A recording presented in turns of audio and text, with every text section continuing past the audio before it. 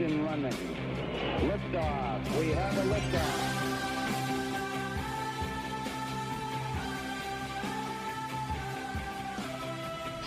It's 9 after the hour. I am Eric Erickson. This is Atlanta's Evening News. The phone number, 404-872-0750, 1-800-WSB-TALK.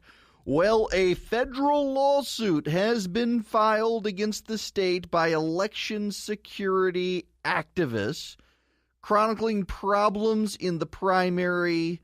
And Atlanta Democrats' voting machine provided him a ballot, including the 5th congressional district instead of his 6th congressional district, and others. Y'all, the media is going to be playing up these stories because they are convinced the Russians are stealing the election and whatnot, but that only gives them legitimacy to do it, because the real reason much of the Georgia media establishment is running with these stories is to hurt Brian Kemp. This is an organized effort by Democrats. They're being very open about it. They want to highlight what they believe is abuse, corruption, and incompetence by Brian Kemp.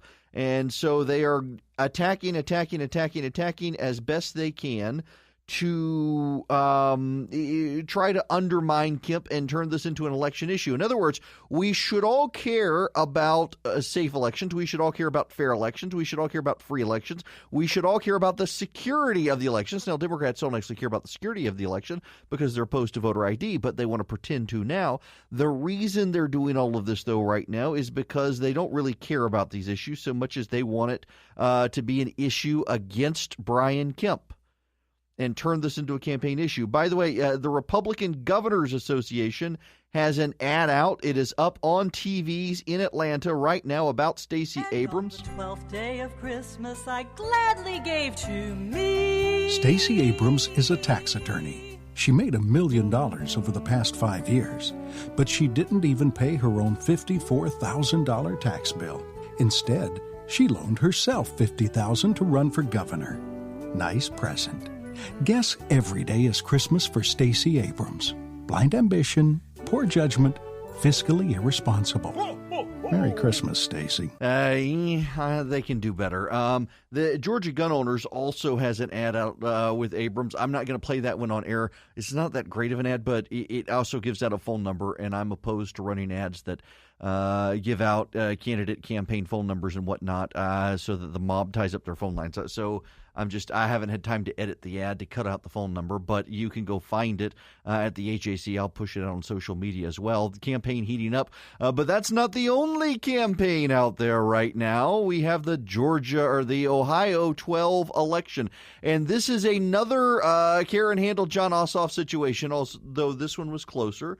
The president won the 12th congressional district in Ohio by 11 points in 2016. And the Democrats have just barely lost it. Now, there are still some provisional ballots out there. So the Democrats are saying they refuse to concede, but they acknowledge that the provisional ballots probably won't put them over the edge, largely because those ballots came from a Republican turnout effort in the non-Franklin County area. Franklin County, I think it's Cincinnati or Columbus. I can't remember which one. That's where part of this district goes. And the Republicans did a huge provisional ballot early voter turnout in the non-Franklin County areas of that state. And it looks like the Republican has won by the skin of his teeth. Now, the implications on that, what there may be, what there probably aren't. So here's the thing. The Republicans need to worry about the trend lines, and there are a host of stories out there today. The media is positively celebrating that this race was so close in Ohio. It was a special election, and special elections tend to have low turnout, but nonetheless, so Kathy McMorris Rogers, the number 4 Republican in the House, got 47% on Tuesday's jungle primary for her Spokane area seat. She's leading her Democratic challenger by 525 votes or less. than a half percentage point. It's going to probably be recalled. President Trump won that race by 13 percentage points. The president's claiming victory over Troy Balderson in the Ohio 12 race I told you about. But they got to defend 72 districts in November that are rated as less Republican than Ohio's 12th congressional district. Now, here's the thing you need to know about the trend lines here, and it is true. Go back to 2009 if you don't believe me. What happened? In 2009, Republicans swept the Virginia state legislative seats there, and that was kind of a foreboding for Democrats that 2010 was going to be bad for them.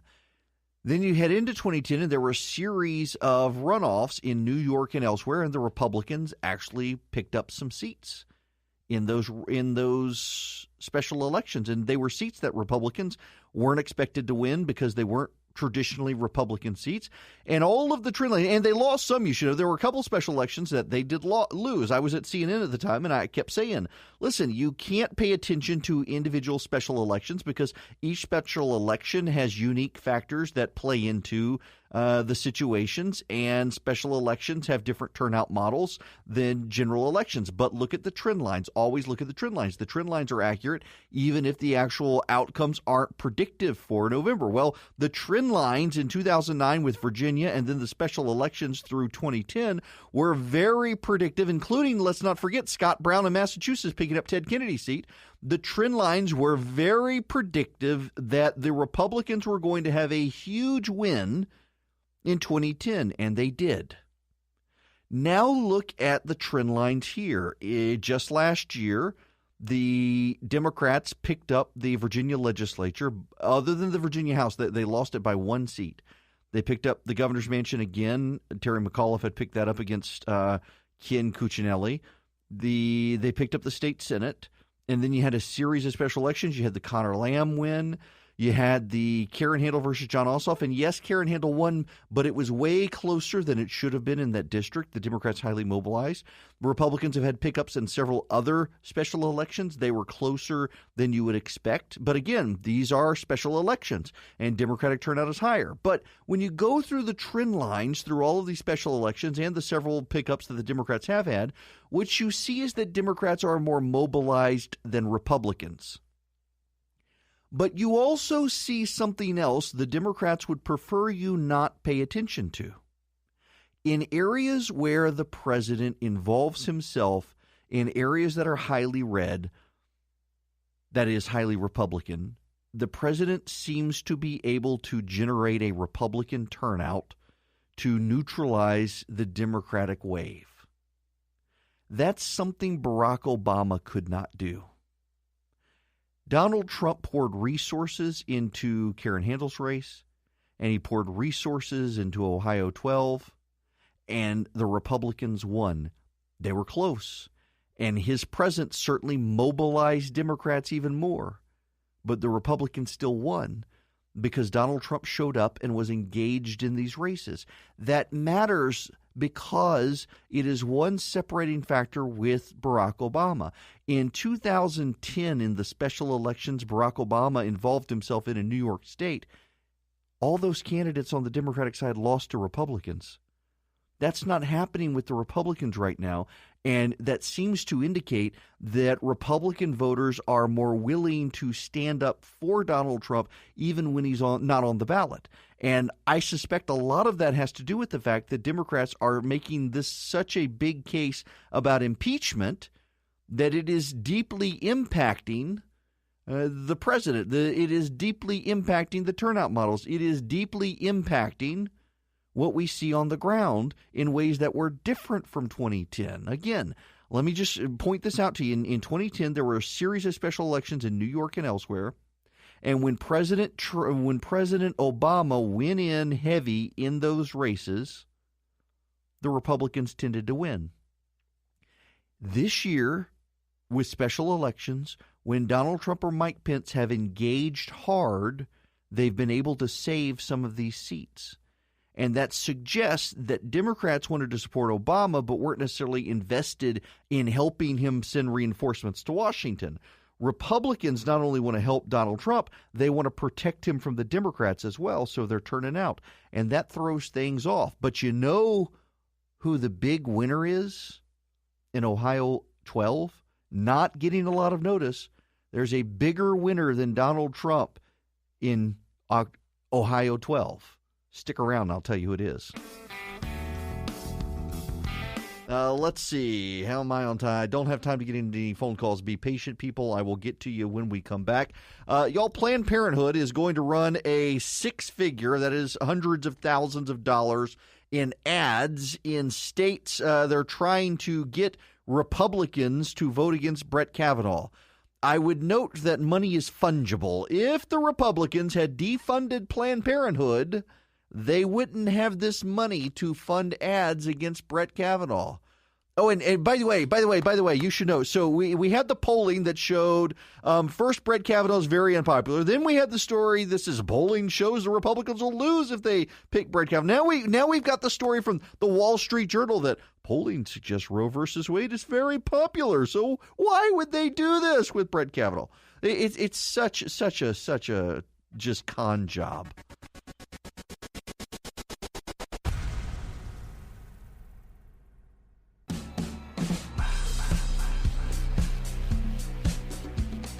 Alrighty, I need to spend some time on phone calls. It is 39 after the hour, and the phone number is 404-872-0750, 1-800-WSB-TALK. Let's go to the phones.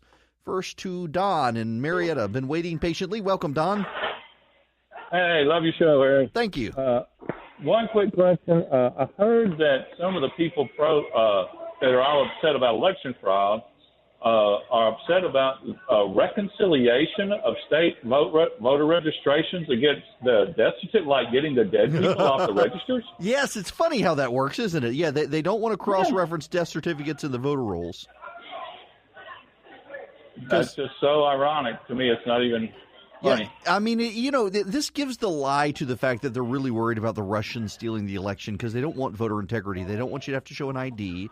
They don't want to cross-reference voter rolls to death certificates and strike people from the voter rolls. They don't want to do any of that stuff, and yet they're concerned that the Russians are stealing the vote. Well, the way to make sure the Russians are not stealing the vote is to actually, clean up the voter rolls. But they don't want you to do that.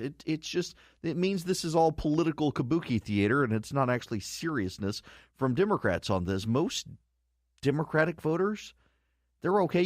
By the way, Brian Kemp, when he was at the Resurgent Gathering this past weekend, he pointed out that what happened to the black voter participation after we passed photo ID? It went up. We didn't see a decline in black voter turnout after photo ID. We saw an increase. Yep, sure did. David in Conyers, you're next. Welcome. Hey, Eric. How you doing? Good. How about yourself? Hey, pretty good. Nice day. Hey, I wanted to see what you thought about the fact that these special elections, they're happening one at a time. All right, there's only one going on in the country at any given time, and that allows the entire DNC to put all the big names, all the big money, bring in all the big buses on this one election, and they're not going to be able to do that in November. How do you think that might play out or affect Democrat turnout? See, I think what's going to happen is, and it's kind of, I was on with Brooke Baldwin on CNN earlier today and made this point that Democrats are pouring vast amounts of resources into all of these things, but they're also pouring vast amounts of resources into Stacey Abrams' race and Beto O'Rourke's race and whoever's running against Greg Abbott, and there's only so much money to pass around. And they're going to start running resource loads that they can't keep up with soon. Plus, look, what's going to happen is that in perfectly safe blue areas, they're going to have these big Democratic waves, and they're going to target some of these swing state areas where they may, like Dino Rossi up in Washington State. He won a district last time that Hillary Clinton won, so they're going to target that seat to pick him off there. There are going to be some others, but they've got limited resources to be able to pour around. They're going to have really hard times in some of these cases. But there's a caveat I mentioned on CNN earlier today. A third of the races Republicans wound up losing in 2006 in that big Democratic wave when Bush was president. A third of the seats that Republicans lost, no one saw coming until after Labor Day. In 2010, in that big Republican wave against the Democrats, half of the seats the Democrats lost, no one even expected, presumed, or thought anything about half those seats until after Labor Day. We're still before Labor Day. I know it's getting close, but it's still before Labor Day. And so we just don't really have a sense of how many seats are actually in play. Now, let's go back to the phones. Mike in Roswell, you're next. Welcome. Yeah, I was wondering if you had thought about looking at the special election in Ohio in depth last night on the internet. And the Democratic candidate basically ran the campaign. I like everything that Donald Trump.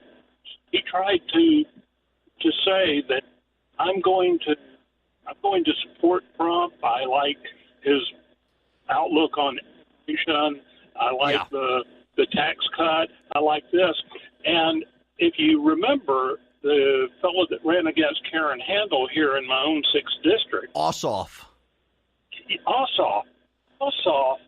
tried to talk about being a moderate and so forth. Right. Of course, the Democratic National blew it all away when they ran the most dumb I ever could imagine when they on and said, Mike, your phone's breaking up, so I got to let you go there. But yes, you're right. The Democrats kind of exposed the lie when their ad campaign for Ossoff showed him to be the liberal that he was. And that's actually something that happened in Ohio 12. The candidate himself was trying to run as a moderate, and then the outside Democratic groups came in to fire up the Democratic base, and everyone realized, oh, this guy's actually a big liberal, and it fired up Republicans. They got to be careful in these situations. They really do. And what we're seeing, by the way, across the nation last night, the progressive candidates, the guys that Bernie Sanders campaigned for, they all went down in flames. Yeah, you're not hearing a lot about that in the press today, but it turns out even the Democratic establishment is out to get these left-wing guys because they understand what's going to happen in November.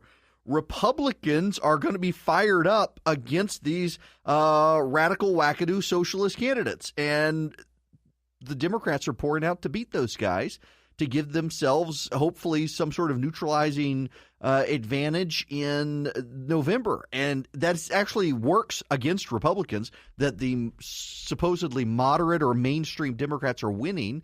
But the fact that these Democrats are having the Civil War, listen, when you get into November, let's say worst case scenario, you get into November and the Democratic Party is unable to impeach the president and the House of Representatives because all the wackadoo liberals lost to the squishier moderate Democrats, you're going to have a Democratic Civil War come 2020, and they are going that party is going to explode, and you're talking about violent socialists in that party, and that's going to matter, and it's going to hurt them, and probably get President Trump reelected.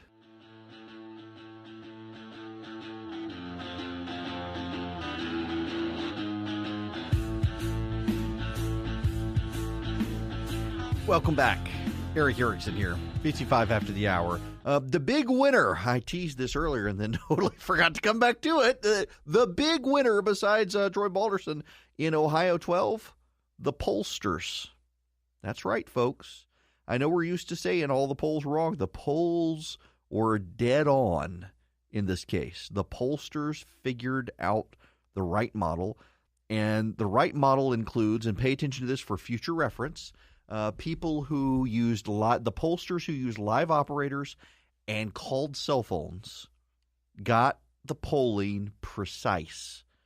That it was basically a 50.1, 49.9 race.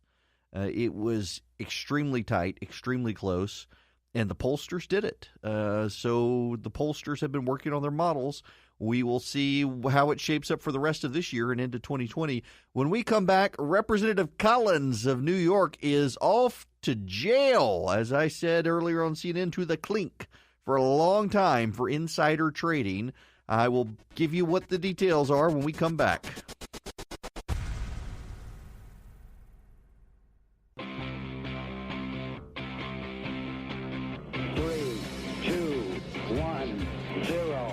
Engine running.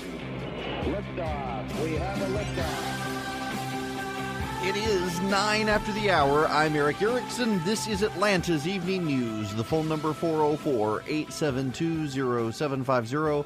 1-800-WSB-TALK.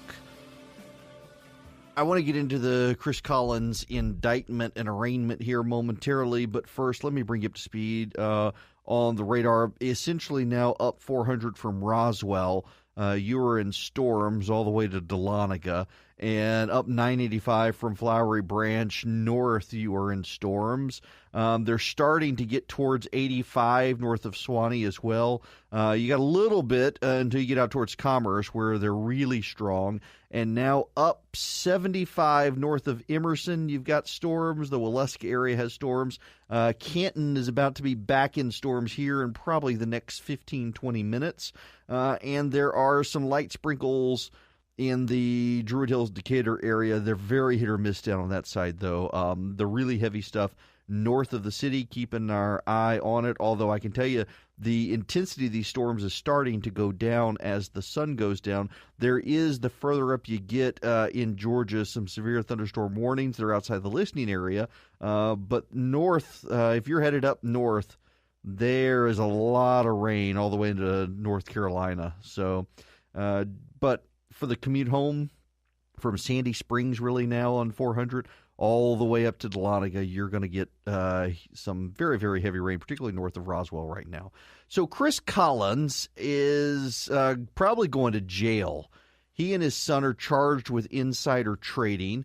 Now, I got to tell you, the media is making this all out to be the Trump angle. I was on CNN earlier with Brooke Baldwin, and she had a panel on before I got on, and the panel was talking about Chris Collins and he was one of Trump's early supporters, all these corrupt guys. This has nothing to do with Donald Trump. Collins, interestingly enough, they were also referring to him as a conservative. He's not. He's one of the New York Republicans conservatives have tried several times to beat unsuccessfully. He's not a conservative guy. He's bad on spending. He's bad on immigration. He's bad on a host of issues from the conservative standpoint. And it's amazing to me how the media is trying to make this a Trump thing when it's not. He is not a good guy to begin with. Several years ago, a Democratic member of Congress was able to get bipartisan support to pass a piece of legislation prohibiting members of Congress from getting rich off insider information in the stock market. Believe it or not, until 2010, it was not against the law for members of Congress to engage in insider trading. Believe it or not. One of the people who attacked Carolyn McCarthy of New York, who wrote the legislation, is a guy named Chris Collins, who said she was essentially calling into question the integrity of members of Congress, that by passing this law, Congress was saying members of Congress were a bunch of crooks. Yeah, the guy who is going to jail for insider trading is the guy who was blasting passage of a law banning congressional insider trading. Go figure. He found out at a White House meeting that a company he had invested in, that it was a pharmaceutical company, that one of its medicines didn't pass clinical trials. He told his son, who told the in-laws, all of whom sold stock and benefited as a result. They're going to go to jail. And good. It's good to see the system work. It's good to see members of Congress prosecuted. What I think is ridiculous and really undermines the integrity of these sorts of situations is the rush by members of the media to claim that this is about Trump. It has nothing to do with him. What they're going to do is they're going to incentivize people defending guys like this who there's no defense for this. But you will find people who will defend him as a way to protect the president, when they never even had to bring Trump into the conversation to begin with. It's unfortunate the media would do this, but that's where we are this day and age. Now, in other news, Senator Bill Nelson of Florida, Democratic senator, took to the floor of the Senate today to claim that Russian operatives have penetrated some of Florida's election systems ahead of the 2018 midterms. Here's his quote: "They've already penetrated certain counties in the state, and they now have free rein to move about." That's classified, said the Democrat. County election boards should not be expected to stand alone against a hostile foreign government, the lawmaker said, recommending a wide range of services. So he's on the floor of the Senate claiming that it's classified information, and yet he said it anyway on the floor of the Senate that the Russians are mucking about in certain counties in Florida, and by going into certain counties, they can then penetrate the state election system as a whole. Is it any coincidence that Bill Nelson is losing his election to Rick Scott, the current governor? Bill Nelson is behind in the polls in Florida. I think this is something we're going to start seeing from Democrats across the board. They're going to start claiming the reason they're losing is the Russians.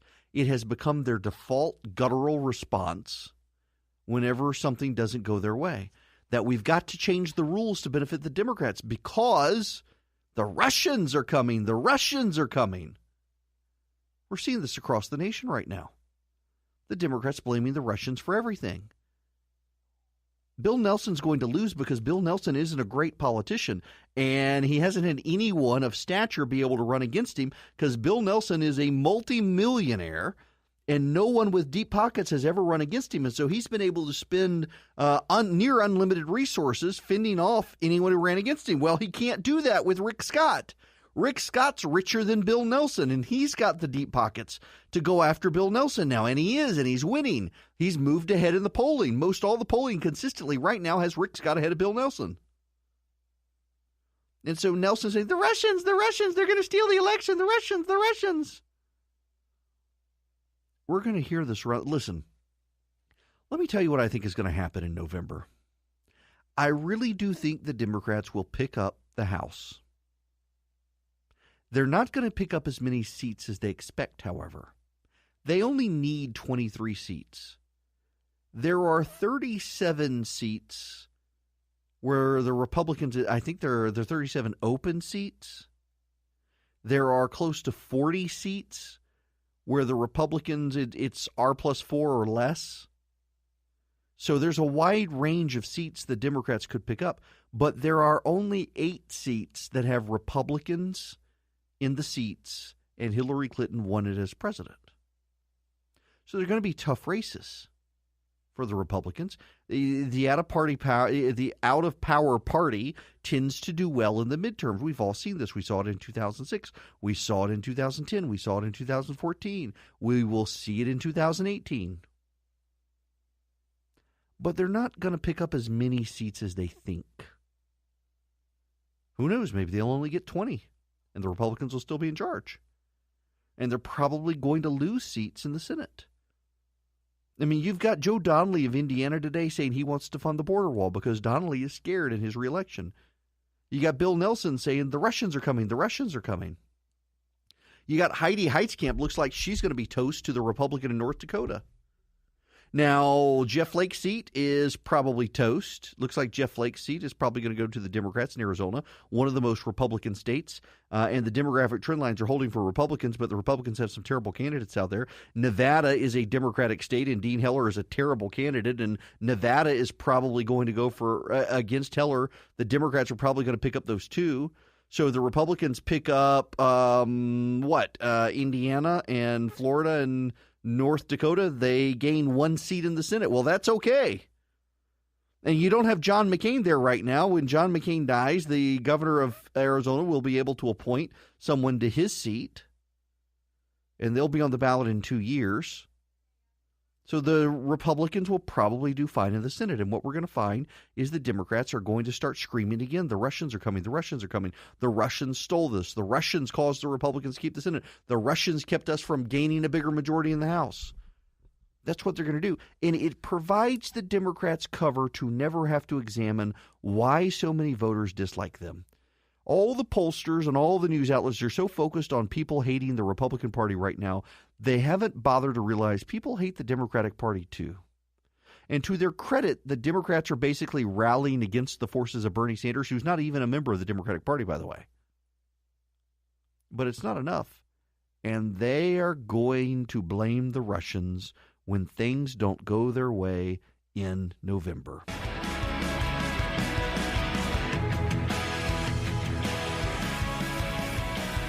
It's 26 after the hour. Folks, let's go to Aubrey and Canton. Welcome.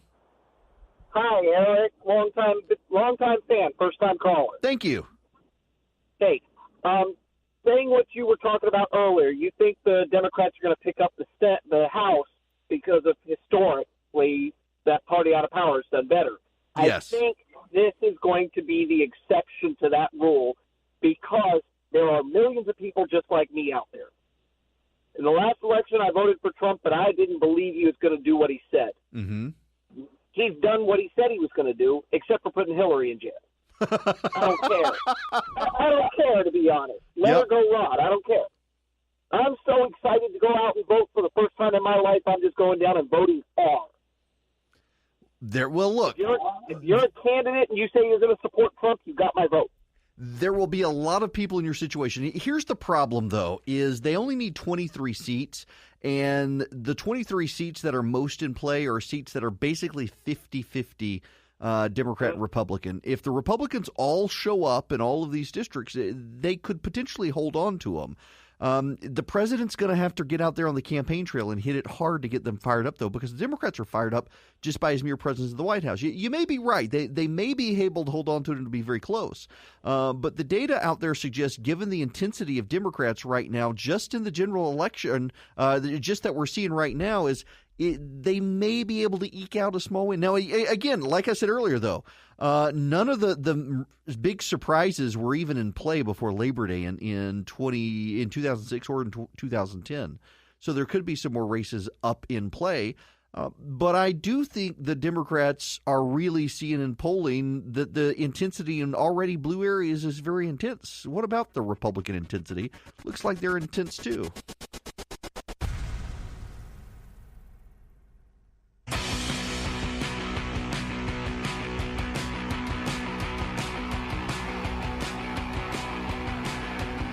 It is 39 after the hour. So now, let us move back to the phones. 404-872-0750, 1-800-WSB Talk.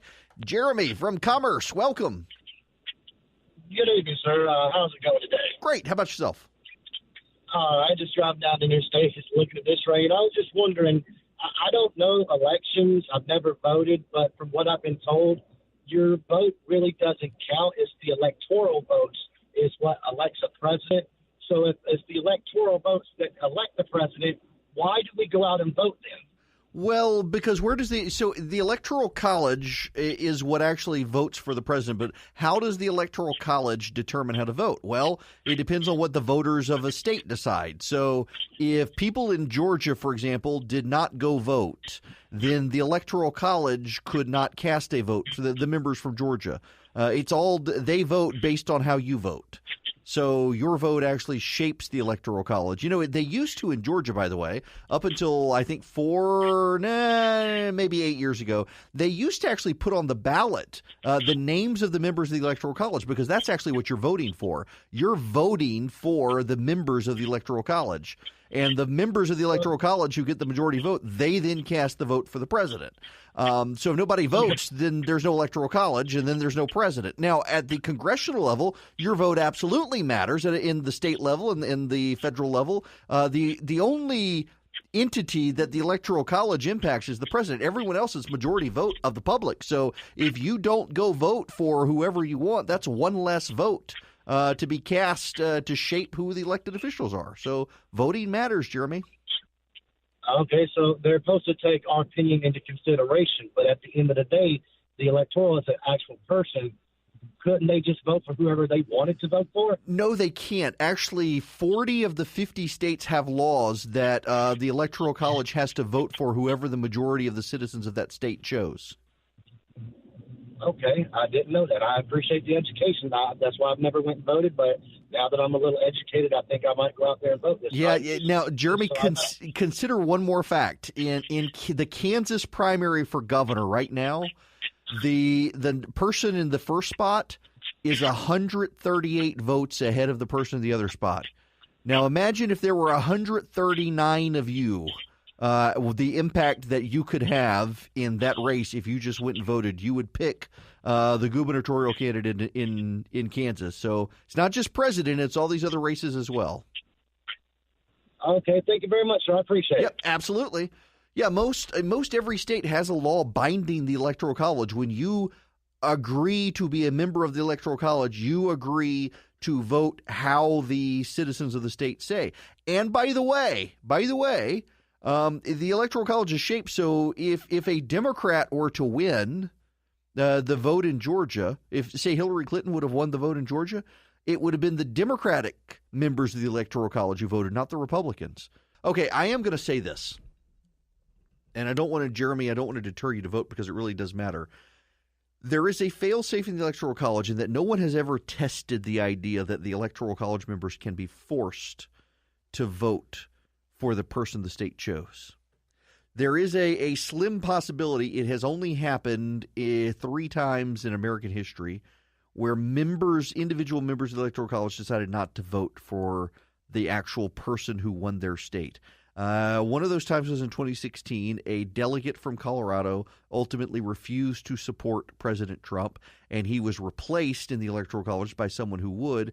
And there was one other delegate who ultimately wouldn't vote for the president, and his state wouldn't allow replacing, but they fined him. He did not challenge the fine. I believe he paid the fine. But there is a question of whether the Electoral College members can actually be bound by the popular vote. But in 200-plus years of American history, the Electoral College has never not gone with the majority vote of the states.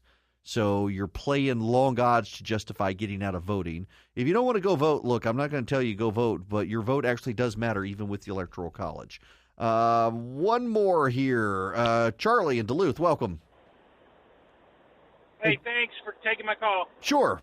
Real quick, the Electoral College was designed by the Founding Fathers to ensure that only U.S. citizens voted, and because transportation back in those days were not like it is today, I could tell my person that I knew was voting for Electoral College how I wanted to vote, and they would hopefully honor my request. Yes. Now, keep in mind that the Electoral College, the founders feared direct democracy, as we all should, and the Electoral College was in large part put in place to stop direct democracy. And it worked differently than it does right now, where the Electoral College members were not necessarily bound by the votes of the people of the states. Over time, it's become more and more democratic, but it is very much a failsafe because we have the Electoral College, and it's not just a general popular vote thing. It's really hard to steal the presidential election. It's virtually impossible, which is why I don't believe the Russians were able to do it, because you got to figure out the swing states, and then you got to figure out the Electoral College members and everything else. It becomes very difficult to try to steal a presidential election because of the Electoral College. It would be a heck of a lot easier if it was just a popular vote election. Thank God we don't have that.